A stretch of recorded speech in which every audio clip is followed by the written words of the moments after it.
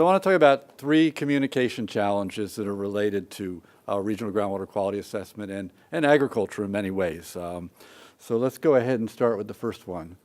And that is that the total groundwater storage volume doesn't usually matter in many aquifer systems. And here just shows a simple calculation of how one calculates that. And actually, it's not often when you give a talk and somebody publishes a paper the week you're giving the talk that hands to you on a silver platter a perfect example. And so we have one, thanks to my alma mater, actually, which is salinity of deep ground. This just came out in the Proceedings of the National Academy of Sciences.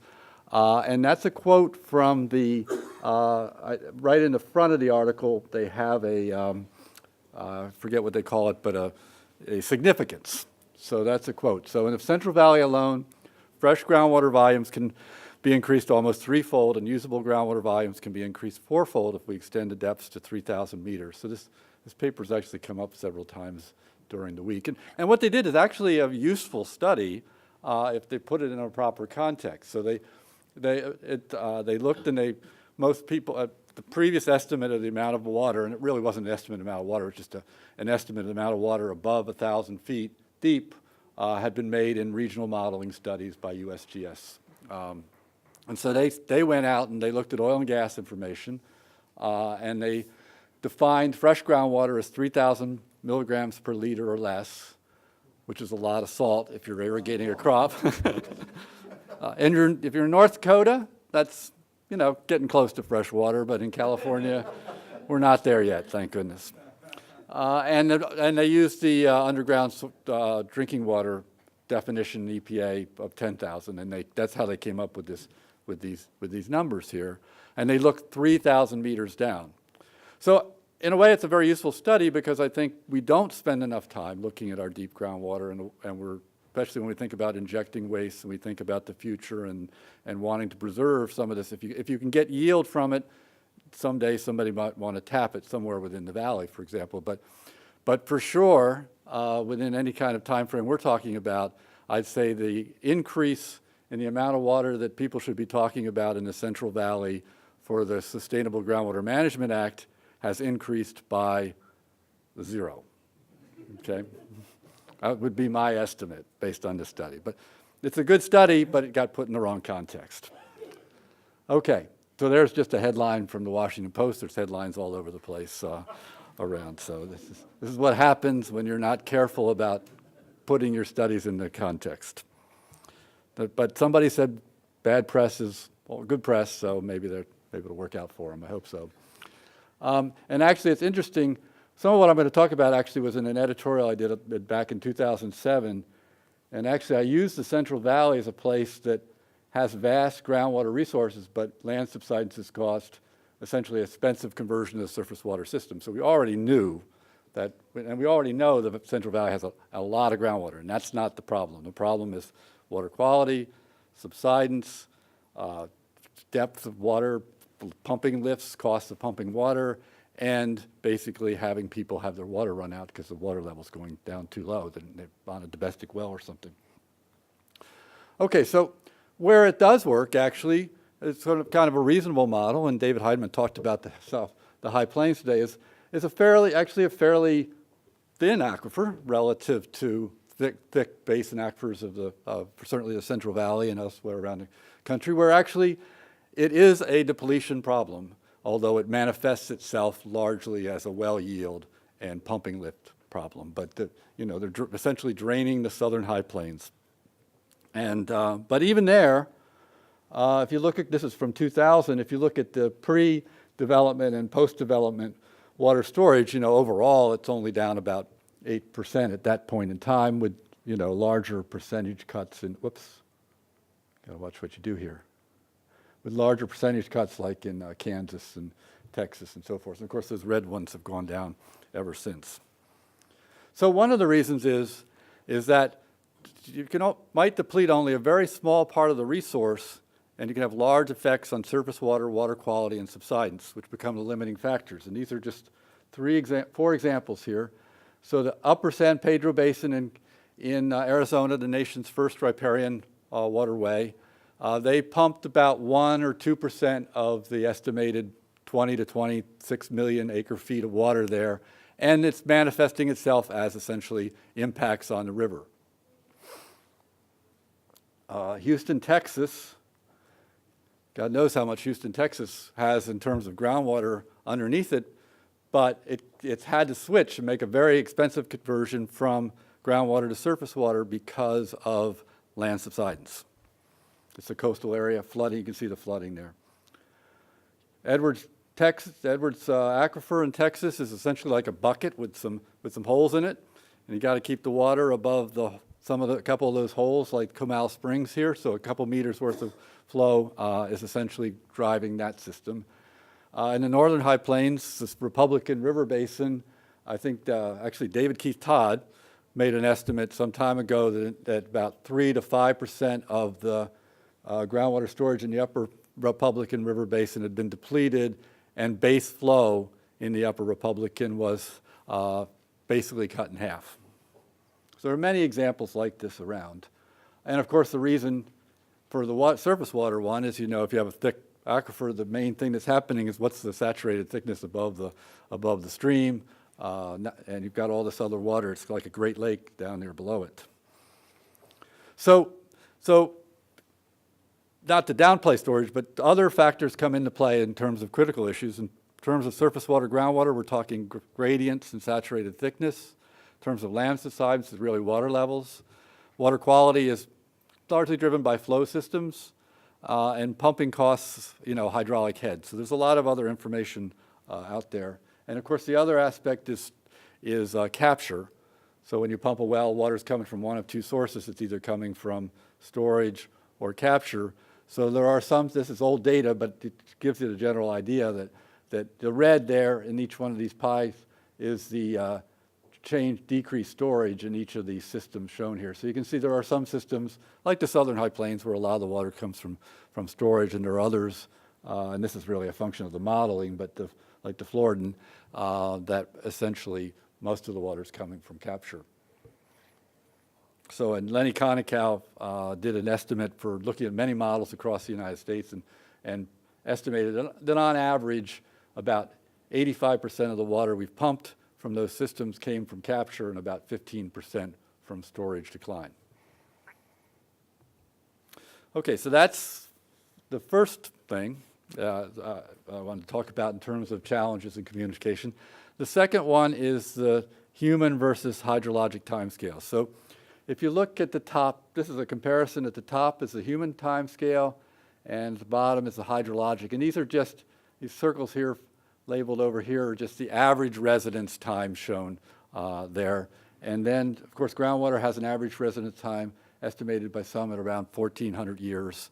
Obviously, it ranges from a couple days to over 1 million years. But the point is that it's typically larger than our sort of current general groundwater policy horizons, which keep growing. It used to be like 15 years. Now they're growing up to 50 or even 100. Here's your typical government term, and here's the attention span of your usual politician over here. So there's a huge discrepancy between the way in which we think about things and the way in which hydrologic systems. And so it's a challenge to communicate that. Just a few examples to show you. I think there are good examples. This is some work done by USGS in Arizona on the Colorado Plateau near Flagstaff. They were looking at this is a simulation of impacts of pumping water at that loop site and the impacts on those two creeks, Lower Clear Creek and Lower Chevelon Creek. So the interesting thing is they were simulating for 50 years, pumping 9 CFS. So the good news is, the stream flow capture is a lot less than 9 CFS because it's being spread out over time. Bad news is it just keeps going on and on. So. And then the other impact, sometimes you have to communicate to people it's not just the nearest stream that's impacted by pumping, but there are multiple sources of water to a well. And then third, probably most interesting to people, is the 50-year simulation. They turned off the pumping, and it takes two or 3 decades until you actually have the maximum impact on that stream. So you can turn off the pumps today, and you have to wait a couple decades to find out what you're really impacted, how you really impacted the stream. So that's surface water, but it also occurs with subsidence. So this is some work Michelle Sneed did quite a while ago in the Antelope Valley. So these two pictures are taken probably 20 miles apart in Antelope Valley. This one in 1900 with artesian well, and this one is at Edwards Air Force Base, fissure caused by subsidence. And this graph here, just a simple thing here, is this blue line is the water levels over a period of 7 years or so, and then the red line is the compaction. And you can see that this is pretty much independent of this, other than you can see little hills and valleys that go with the seasonality of the pumping. And the basic problem here is that this has very thick aquatards underneath it. They pumped for a long time, they drew down the water levels, and they are essentially looking at a delayed yield issue that's going on. And then there's water quality. So this is the Chesapeake Bay. One of the big issues in the Chesapeake Bay is nutrients. About half the nutrients to the Chesapeake Bay, nitrogen, comes from groundwater discharge, mostly to streams that flow into the bay. And this takes place over a number of decades. And you've been asking all these farmers here to cut back on, to change their practices so that they reduce the nitrogen load to the bay. But yet you're looking at a situation where you're not seeing those impacts. The farmers are not seeing those impacts for decades down the road. So it presents a challenge. So this is just a graph of the time. And real quick here, this is what's going to happen. This is their goal, their TMDL for nitrogen on the eastern shore. And this is what happens if they don't do anything else. And then you can see to get them back to where they want to be, they've got to cut their load reduction by 40%, and it still takes you out to the year 2050. So there are many aspects of groundwater that have this delayed reaction that is something one has to think about in terms of communicating about groundwater. Finally, is the whole question of resilience of groundwater. And we have traditionally taken groundwater for granted as a backup water supply, just figuring it'll be there for us when we want it. And so you use the word resilience around groundwater all the time. Of course, we've seen this figure here many times during the course of the week, which is the Central Valley, various types of this curve here. And you can see the ups and downs with the change in using surface water versus groundwater in the valley, but it's hard to say that that's a resilient system there, at least not by my definition, it wouldn't be. It's interesting that if you go to Ralph Heath's basic groundwater hydrology book, and you look on page 1, you see this quote here that I give: "The science of hydrology would be relatively simple if water were unable to penetrate below the Earth's surface." So Harold Thomas is actually a character and had a little bit of attitude about groundwater hydrologists versus surface water hydrologists. And if you're ever, actually an interesting paper by Harold Thomas is published in Groundwater here on cyclic storage. There's a lot of talk about cyclic storage early on in the Central Valley, but not much ever came of it in terms of the using groundwater for storage as opposed to surface water reservoirs. And he kind of points out why that is in an article the likes of which you'll never see again in groundwater, because it's let's just say it's a tongue-in-cheek type article. So I would argue that we can learn a lot from groundwater hydrology, surface water hydrology, actually, in terms of how surface water hydrologists think about designing reservoirs. For example, they look at essentially historical inflows, maybe adjusting for climate change, and uncertainty and variability are central features of these analyses. So I think that we need to analyze groundwater systems for their resilience to climate change instead of just making the assumption that that's the case.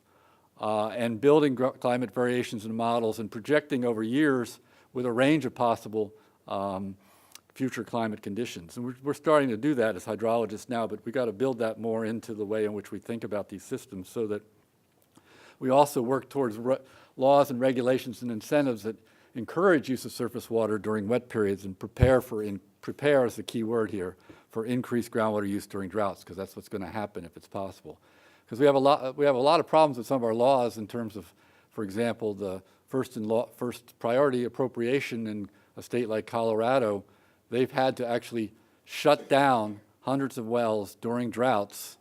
The farmers who were expecting some level of water because of drought and a sudden and a worsening snowpack condition. And that's the exact opposite of what we want to happen. We want people to use the surface water during the wet periods. And we've had some there's been some actually interesting presentations here about emergency wells in Washington State and so forth. So I think people are, and the whole plan of using floodwaters to try to recharge groundwater systems, I think is in that mode too. So real quick, because I got the 1 minute signal. A good example of where resilience has been built into the system is in central Arizona, in the AMAs, where they actually recharge a lot of water. This is some work by Bridget Scanlon, recently published, and it shows groundwater levels in these AMAs where they've been recharging a lot of water and they've been managing their system, and you can see what's happened during this drought period. You're not reading about Arizona like you're reading about California or Texas. But if you step outside the AMAs in Arizona, where they don't have that surface water, this is what you see. That's, again, not a good situation to be in those particular areas. So some conclusions on drought. I had other slides which I had to pull for time, but basically I want to emphasize that if you're looking at the human and climatic effects, it really requires a whole bunch of different kind of data to try to get to distinguish the human use from the climatic use. Climate-driven projections should be part of overall efforts to raise awareness about maintaining groundwater as a reserve during wet periods when everybody forgets about groundwater. And as we've seen here and many other places, managed aquifer recharge is obviously a potentially critical element of drought mitigation planning. So with that, I think I can take questions if you've got time, Jay.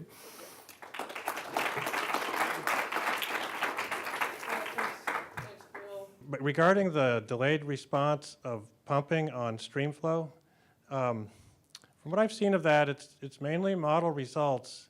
And what concerns me about those model results that show the effects on the stream keep going decades after the well shuts off is in those models, the subtle errors in the bottom boundary conditions and the side boundary conditions in these basins, like, inflow from bedrock, which we commonly assume to be minimal and don't know, or leakage upward from below if there's depletion.